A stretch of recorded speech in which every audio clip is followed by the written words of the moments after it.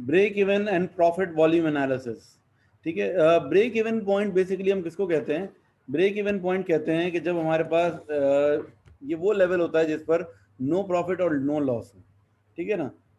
जब भी आप कोई नया बिजनेस स्टार्ट करते हो तो आपको सबसे पहली टेंशन क्या होती है बिजनेस में? फिक्स कॉस्ट की।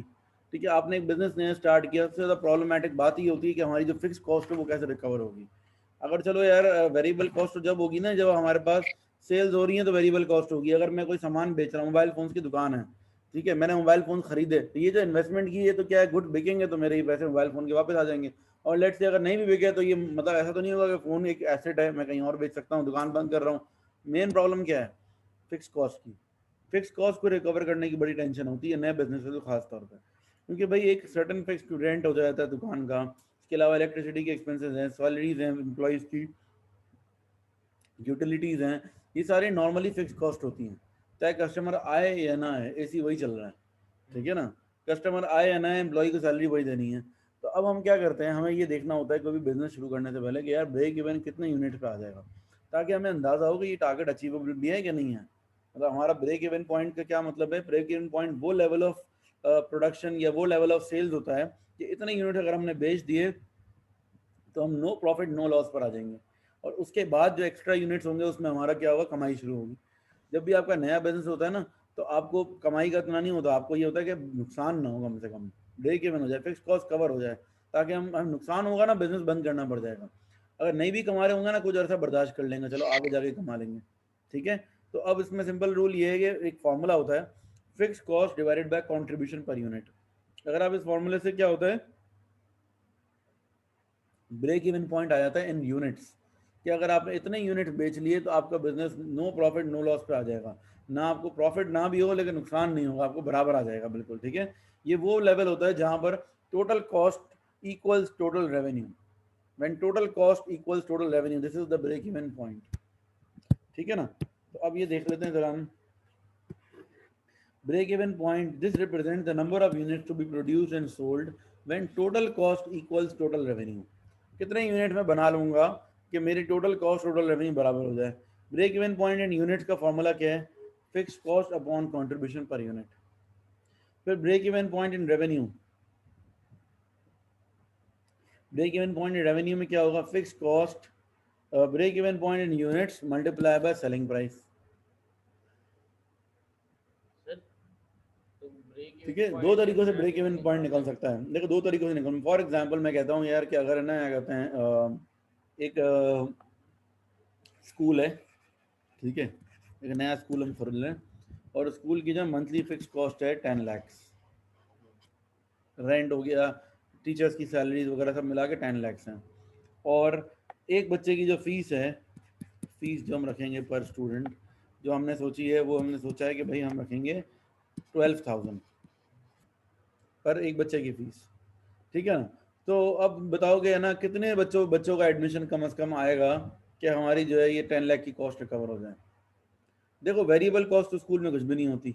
बच्चा स्कूल्स में क्या है, ऐसी इंडस्ट्रीज में वेरिएबल कॉस्ट नहीं होती, इसमें क्या होता है, फिक्स कॉस्ट ही है, पूरे स्कूल की कॉस्ट वही है। बच्चा एक बच्चा अगर एक्स्ट्रा आ जाता है तो उससे कोई वेरिएबल कॉस्ट इंक्रीज नहीं होती उस बच्चे की। ठीक है ना? अब डिवाइड करो 10 lakhs का मतलब क्या है, 3 6 0 आ जाएंगे 10 के आगे, मतलब 1 के आगे 6 0। अब जरा डिवाइड करके बताओ, ये फिक्स कॉस्ट है divide by contribution per unit, contribution per unit 12,000 हो गया 12,000 हो जाएगा। सर, 83.3। तो मतलब आप ये समझ लो तकरीबन 88 83 crores। स्टूडेंट्स, 83 स्टूडेंट अगर हम बना कर लें अपने, तो क्या होगा कि आपका जो है ना कहते हैं स्कूल ब्रेक इवन पे आ जाएगा।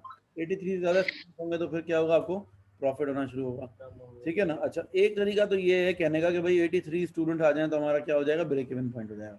अच्छा, एक और मैं आपको एग्जांपल देता हूँ, थोड़ी और बेहतर एग्जांपल देता हूँ कि अगर एक बिजनेस है जिसकी फिक्स कॉस्ट है 200,000, सेलिंग प्राइस है उसकी $50, वेरिएबल कॉस्ट है डॉलर, ये 250 सेलिंग प्राइस है और वेरिएबल कॉस्ट है $200। तो बताओ कंट्रीब्यूशन कितना हुआ?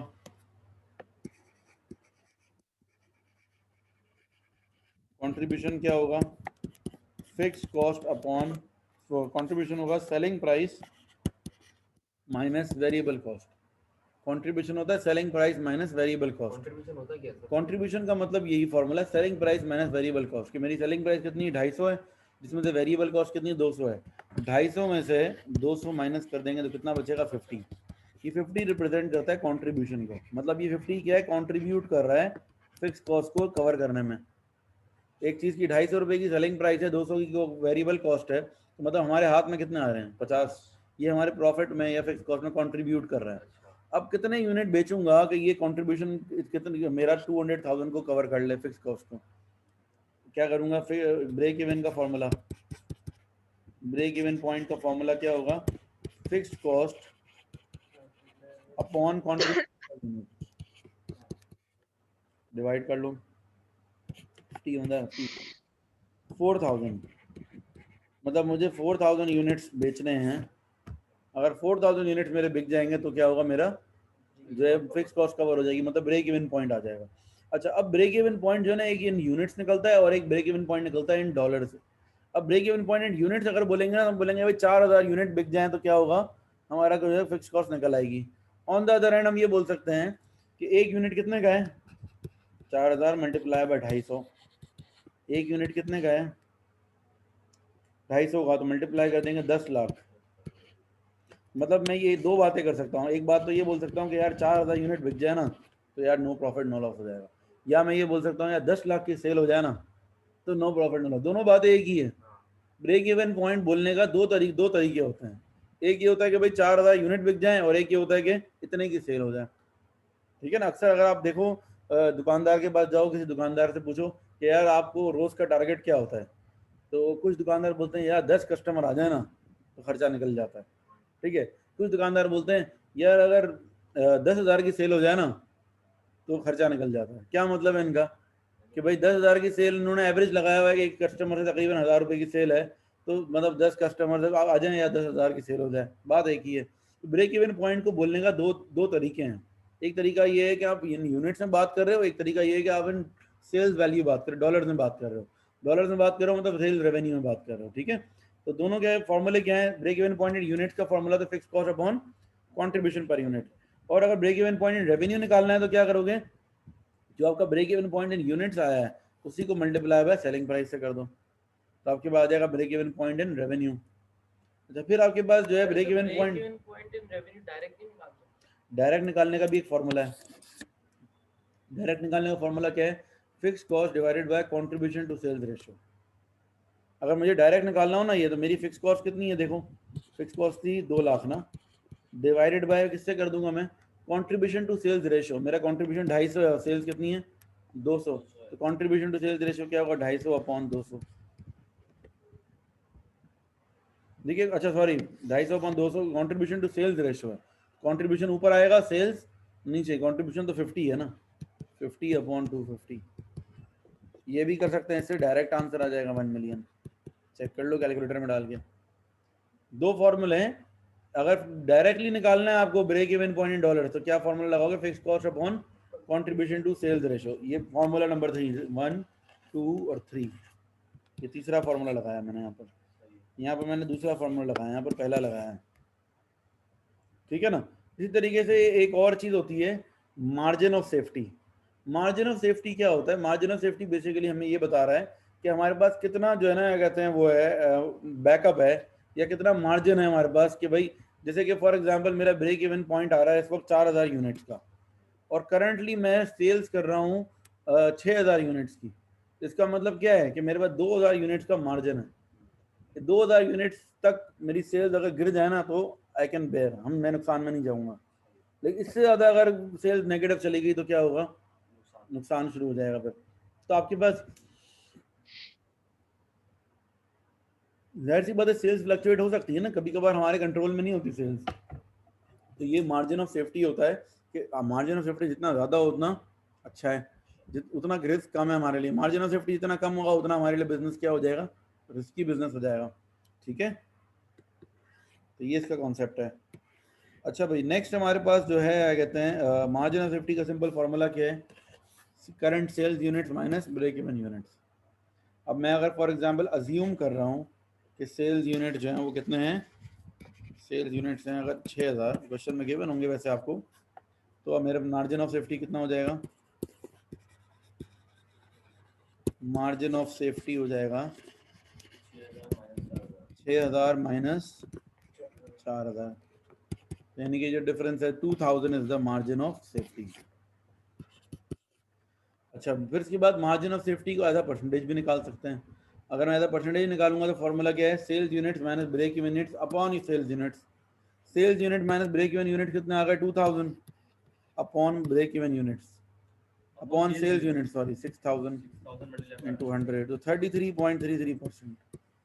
मैं ये बोल सकता हूँ कि भाई 2000 यूनिट्स का मार्जिन ऑफ सेफ्टी है, या मैं ये बोल सकता हूँ 33.33% का मार्जिन है कि अगर इतनी सेल्स मेरी फॉल हो गई, जब भी मैं नुकसान में नहीं जाऊंगा, मैं बर्दाश्त कर सकता हूँ। ठीक है ना, ये है मार्जिन ऑफ सेफ्टी। ठीक है, ठीक है। एक और फॉर्मूला मैंने लिखवा दिया आप लोगों को, क्या है? Break even point with target profit. इसका फॉर्मूला क्या है? Fixed cost plus target profit divided by contribution per unit. तो ये क्या चीज़ है? ये बेसिकली क्या है, कहते हैं break even point with target profit. देखो, हर बिजनेस का ऑब्जेक्टिव सिर्फ ब्रेक इवन, बिजनेस का किसी भी बिजनेस का objective, ultimate objective break even तो नहीं है ना। ऑब्जेक्टिव तो ये है कि भाई ब्रेक इवन तो हो, लेकिन साथ में एक सर्टेन अमाउंट ऑफ प्रॉफिट भी हो। तो हमने ये ध्यान में रखा है कि भाई एक टारगेट बना लिया कि इतना प्रॉफिट अचीव करना है। तो ब्रेक इवन पॉइंट निकाल, मतलब हमें ब्रेक इवन पॉइंट ऐसा पॉइंट निकालना है जो कि हमारे टारगेट प्रॉफिट को भी अचीव कर ले, सिर्फ फिक्स कॉस्ट को ना कवर करें, इनफैक्ट ये हमारे टारगेट प्रॉफिट को भी कवर करें। तो क्या होगा? ये कहते हैं break even point with target profit. मतलब ये कि मैं ये बोल रहा हूँ कि भाई फिक्स कॉस्ट तो है मेरी, ठीक है 2 लाख, लेकिन मुझे कम से कम 3 लाख का प्रॉफिट भी कमाना है। तो मैं कितने यूनिट बेचने पड़ेंगे कि ये दोनों ऑब्जेक्टिव अचीव हो जाए? तो मैं क्या करूँगा, फिक्स कॉस्ट 2 लाख है मेरी, और मैं कह रहा हूँ 3 लाख रुपए का प्रॉफिट कमाना है, 3 लाख और ऐड कर दो, divided by contribution per unit. Contribution per unit कितना आएगा?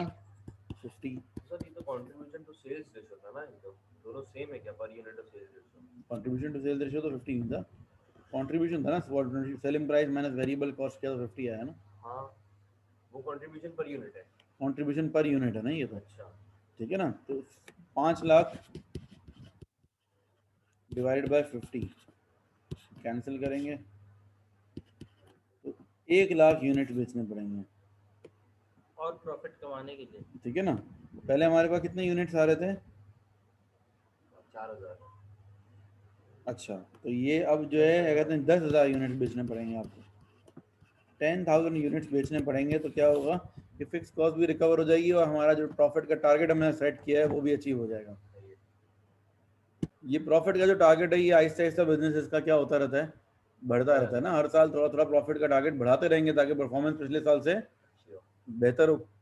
ठीक है, क्योंकि जाहिर सी बात है इन्फ्लेशन भी होता है, महंगाई बढ़ती है, एम्प्लॉयज़ की सैलरी बढ़ानी होती है, और जो है कहते हैं बिजनेस ग्रो कर रहा है, तो ऑब्वियसली प्रॉफिट टारगेट्स भी रिवाइज होने चाहिए हर साल। तो ये जो है ना कहते हैं, इससे आपको एक ऑब्जेक्ट, एक टारगेट मिल जाता है कि आपको इतनी सेल्स करके दिखानी है ताकि आपका जो है टारगेट अचीव हो जाए, जो हमने सोचा है उतनी हम कमाई कर लें। करेंगे from the past papers. Question number 1 from the past papers. Fernando manufactures 3 types of refrigerator for household, business and factory use.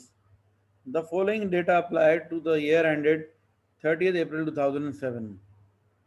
For the year ended 30th April 2007, calculate for each type of refrigerator the contribution per unit. Contribution का formula क्या होता है? Selling price minus variable cost. ठीक है, तीनों के लिए निकालना है। देखो, हाउस होल्ड, बिजनेस और फैक्ट्री। सेलिंग प्राइस कितनी है मेरी? अच्छा अच्छा, सेलिंग प्राइस भी ओवरऑल दी हुई है ना, तो एंड में divide by number of unit से कर देंगे। 240,000 है, 108,000 है और 360,000 है, minus variable cost. Variable cost में क्या आ जाएगा? डायरेक्ट मटेरियल, डायरेक्ट लेबर और वेरिएबल ओवरहेड्स, ये 3 चीज़ें आएंगी। डायरेक्ट मटेरियल है 96,000, डायरेक्ट लेबर है 72,000 और वेरिएबल ओवरहेड्स हैं 24,000। इसी तरीके से दूसरा जो है प्रोडक्ट, उसके लिए 45,000, 28,800 और 13,500। देन उसके बाद है 112,500, 94,500 और 45,000। ठीक है, selling price minus variable cost कर देंगे, क्या आ जाएगा? कंट्रीब्यूशन। ठीक है, निकालो आंसर। वेरिएबल कॉस्ट के अंडर में ये तीनों चीजें आती हैं। ये आ गया आपके पास, कंट्रीब्यूशन आ गया, लेकिन divided by number of unit से भी कर दो तो कंट्रीब्यूशन पर यूनिट आ जाता है। ठीक है, नंबर ऑफ यूनिट्स कितने हैं इसके? 2400 हैं, 900 हैं फिर, और 2250 हैं। इनको जरा डिवाइड करोगे आप तो फिर आपके पास आंसर आ जाएगा, contribution per unit. Contribution per unit. ठीक है, डिवाइड करके मुझे आंसर बताओ। तो सेल्स से डिवाइड कर दो। नंबर ऑफ यूनिट्स है ना, जितने यूनिट बेचे हमने। पहले का 20 है, पहले का आ रहा है 20, फिर दूसरे का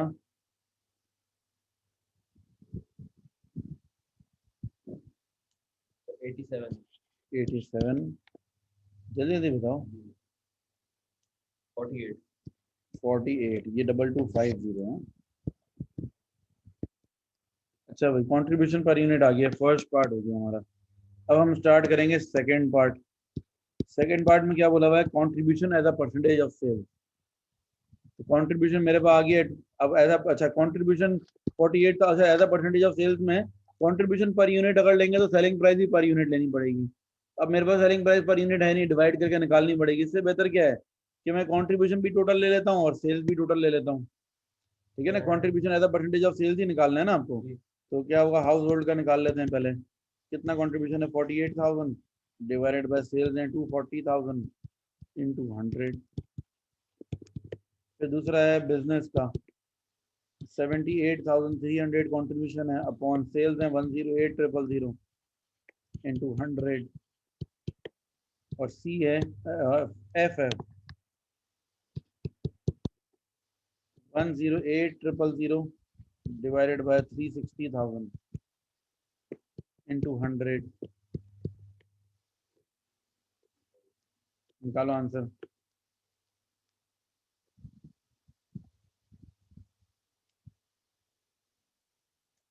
20 आ रहा है पहले का। पहले का 20%, दूसरे का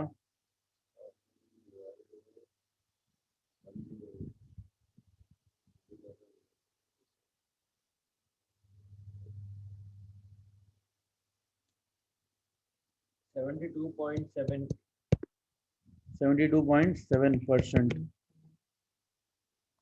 फिर इस तरह से आ गया। 78,300 है, 78,300 आपने शायद मिस्टेक की है, 600 लिखा हुआ है। 72.5 हो जाएगा।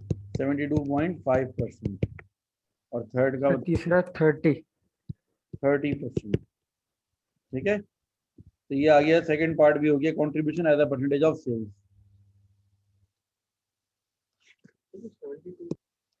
Calculate the break-even point for each type of refrigerator in both units and dollars. Give your answers to the nearest whole numbers.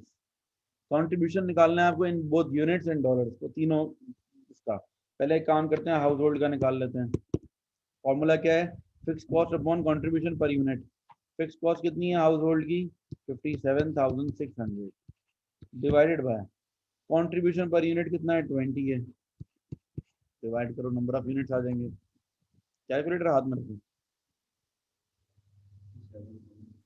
Sir 2880।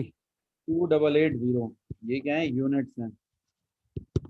अच्छा, अब आपको कितने चाहिए? आपको एक दफा डॉलर्स में भी चाहिए, तो ये 2880 multiply by selling price per unit. अब सेलिंग प्राइस कितनी होगी पर यूनिट की? टोटल सेल्स वैल्यू आपको दी हुई है और आपको मतलब ये भी दिया हुआ है, सेल्स यूनिट भी दिए हुए हैं, डिवाइड करके सेलिंग प्राइस निकाल लो। ठीक है ना, टोटल सेल्स यूनिट भी दिए हुए हैं आपको 2400 और सेलिंग टोटल सेल्स वैल्यू है 240,000 डिवाइड बाय 2400, सेलिंग प्राइस आ जाएगी आपके पास। जरा रफ वर्किंग में कहीं कर लो, 240,000 डिवाइडेड बाय 2400 कितना आएगा? अच्छा, एक और तरीका भी है, इसमें दूसरा फार्मूला भी यूज कर सकते हैं ना, सेकंड वाला फार्मूला यूज कर लेते हैं। Fix cost upon contribution per unit, contribution to sales ratio. क्योंकि ऑलरेडी हम कंट्रीब्यूशन टू सेल्स रेशियो निकाल चुके हैं ना, तो हम ये भी कर सकते हैं 57,600 divided by contribution to sales ratio is 20%। 20% का मतलब क्या हो गया 0.2 परसेंटेज का साइन हटाएंगे तो अपॉन 100 लगेगा ना। तो आंसर बताओ। 288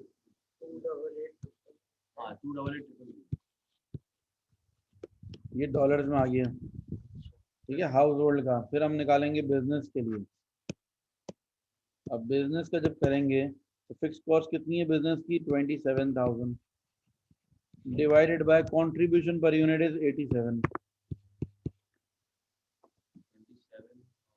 डिवाइडेड बाय 87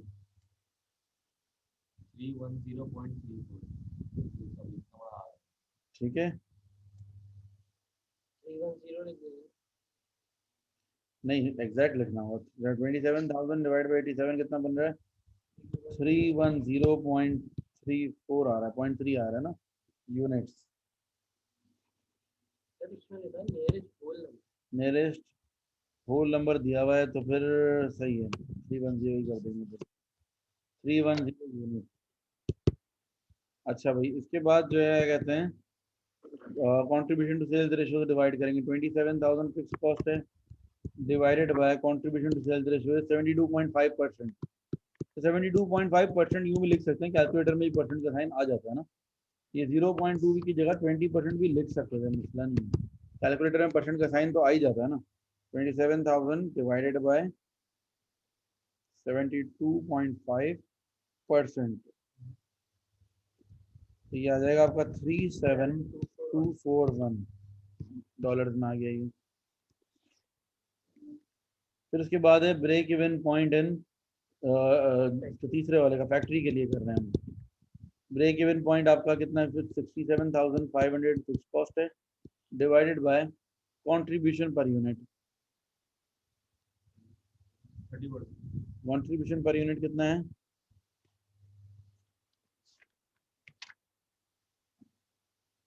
48।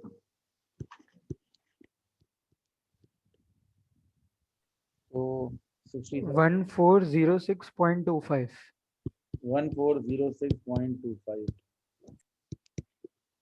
1406 ही हो जाएगा ये यूनिट्स में। और फिर क्या करेंगे 67,500 डिवाइडेड बाय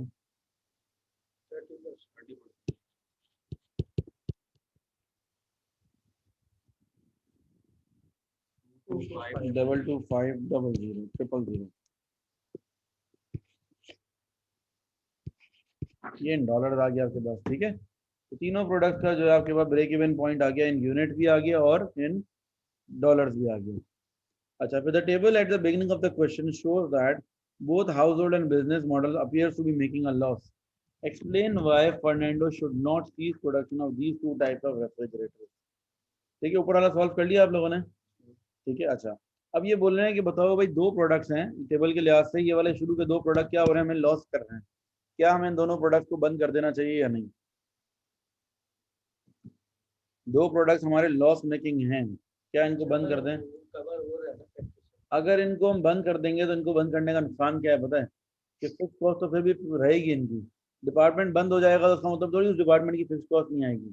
फिक्स कॉस्ट का मतलब क्या होता है कि जीरो प्रोडक्शन भी हो जब भी ये कॉस्ट तो बेयर करनी ही पड़ेगी।